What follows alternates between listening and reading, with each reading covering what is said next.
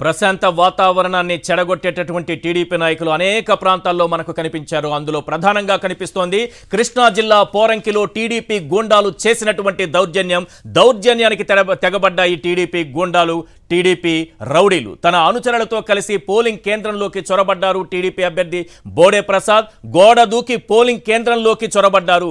వీరంగం సృష్టించారు. టీడీపీ గూండాలు దొంగ ఓట్లు వేస్తున్నారని గుర్తించాయి వైఎస్ఆర్సీపీ శ్రేణులు. ఇదేంటని ప్రశ్నించిన జోగి రమేష్ అనుచరుడిపై కర్రలతో దాడికి తెగబడ్డారు బోడే ప్రసాద్ అనుచరులు.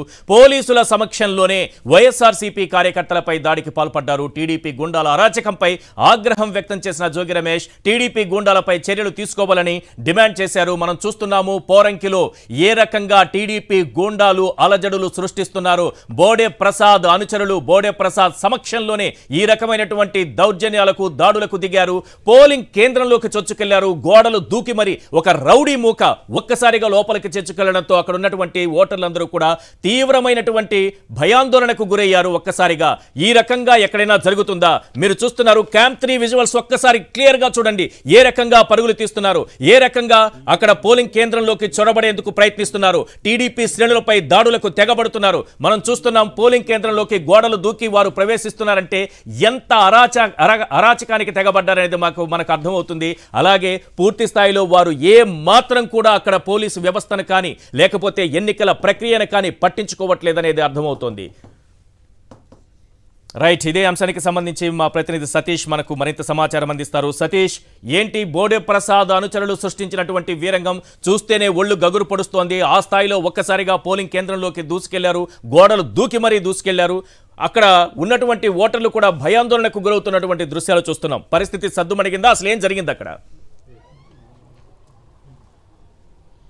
ఈసారి ప్రస్తుతం అయితే పరిస్థితి అదుపులోకి వచ్చింది. కొద్దిసేపటి కిందటే ఎస్పీ సిద్ధార్థ్ కౌశల్ కూడా వచ్చిన తర్వాత 2 వర్గాలకు సంబంధించిన వాళ్ళని కూడా చెదరగొట్టే ప్రయత్నం చేశారు. ప్రస్తుతం మనం ఉన్నది పోరంకి జిల్లా పరిషత్ హై స్కూల్. దాదాపుగా మధ్యాహ్నం 3 గంటల నుండి ఇక్కడ ఒక యుద్ధ వాతావరణం నెలకొందని చెప్పొచ్చు. తెలుగుదేశం పార్టీకి సంబంధించినటువంటి అభ్యర్థులు దొంగ ఓట్లు వేయిస్తున్నారంటూ వైఎస్ఆర్ కాంగ్రెస్ పార్టీ సంబంధించినటువంటి ఏజెంట్లు అభ్యంతరం తెలపడంతో ఘర్షణ ఏర్పడింది. ఇక్కడ మొదట ఏవైతే వైఎస్ఆర్ కాంగ్రెస్ పార్టీకి సంబంధించినటువంటి అభ్యర్థి జోగి రమేష్ అనుచరుడు ఆరేపల్లి రాము పైన కర్రలతోని, అదేవిధంగా ఆయన అనుచరుల పైన విచక్షణ రహితంగా దాడి చేయడమే కాకుండా తీవ్రంగా గాయపరిచారు. రక్తస్రావం అయినటువంటి పరిస్థితి ఉంది.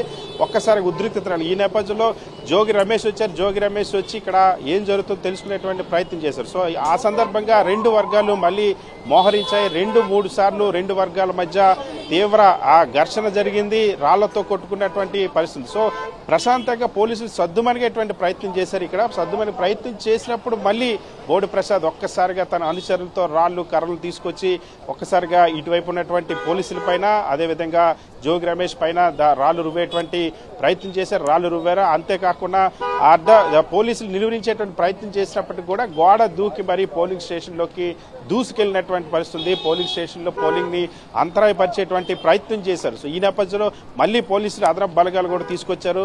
పూర్తి స్థాయిలో ఇక్కడ ఉన్నటువంటి ప్రశాంతంగా ఎన్నికలు జరిగేటువంటి ప్రయత్నం చేయడానికి ప్రయత్నించారు. అయితే ఇప్పటికే పోలీసులు దాన్ని మొత్తం సద్దుమణిగేలాగా చేసేసరికి 6 గంటల సమయం ముగిసింది. సో దాదాపుగా 3 గంటల నుండి 6 గంటల వరకు ఏవైతే ఇప్పుడు ప్రస్తుతం ఉన్నటువంటి పోరంకి జిల్లా పరిషత్ హై స్కూల్ ఉందో ఈ హై స్కూల్లో ఉన్నటువంటి పోలింగ్ స్టేషన్స్ లో పోలింగ్ అన్నది జరగనటువంటి పరిస్థితి నెలకొంది. సో ప్రస్తుతం కొద్దిసేపటి కింద ఎస్పీ సిద్ధార్థ్ కౌశల్ వచ్చారు. వచ్చి జోగి రమేష్ ఇక్కడ నుండి ఆయన అనుచరులు కూడా పంపించే ప్రయత్నం చేశారు.